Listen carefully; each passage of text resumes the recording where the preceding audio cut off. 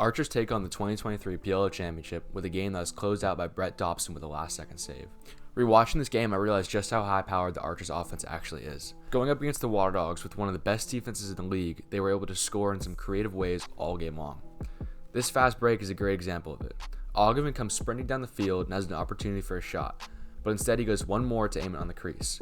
Ament doesn't love his angle and realizes Dylan Ward is playing such a high crease that he can sneak a pass under him. O'Keefe hits a smooth, quick release and seals the goal. What could have been a low percentage shot from a D mid, it turned into a near guaranteed goal on the crease because of the Archers' unselfish play.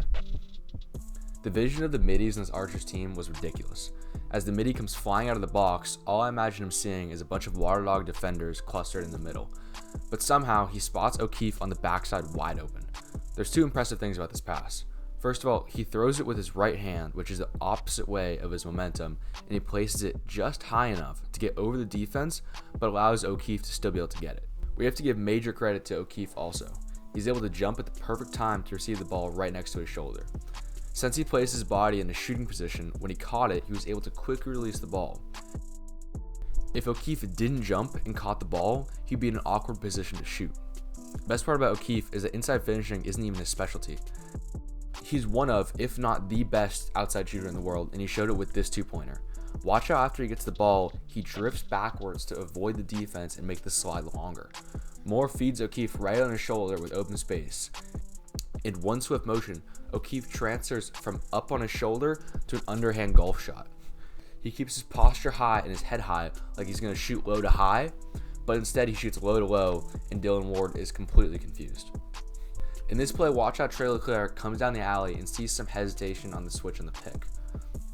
He capitalizes on this and throws a fake which freezes both the pole and the short stick D mid. He then keeps his head up and locates Ament on the crease for an easy dump.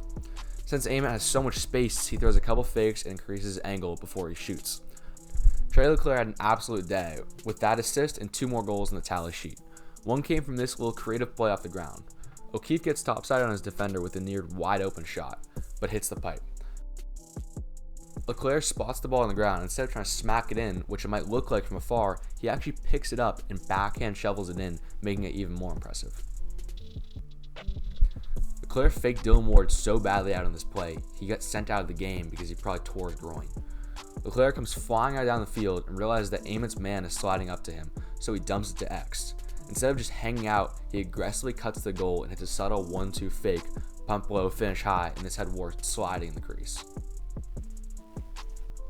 It's crazy how far I am into the firepower of this Archers offense, and I haven't even mentioned Tom Schreiber. It's safe to say that he didn't shy away from the moment in this game. This dodge down the alley had so many subtle things that made it disgusting. Schreiber dodges the alley at what I would say is 80% of his max speed and just stays like that. The D-mid's in his back pocket for the most part, and he doesn't look like a threat. By keeping his posture high with his stick up, it looks like he's going to pass, so none of the poles think he's enough of a threat to slide to him. He just casually curls in a few feet and increases his angle by shooting a little variation of a twister. He fully could not have placed that ball any better. Of course, minute 30 on the board, all tied up, a couple seconds left in the shot clock, you give to Schreiber for some magic, and wow did he deliver. He comes up with a GB with no time and no angle. He throws a fake and climbs up the field just to try to get some angle on the cage.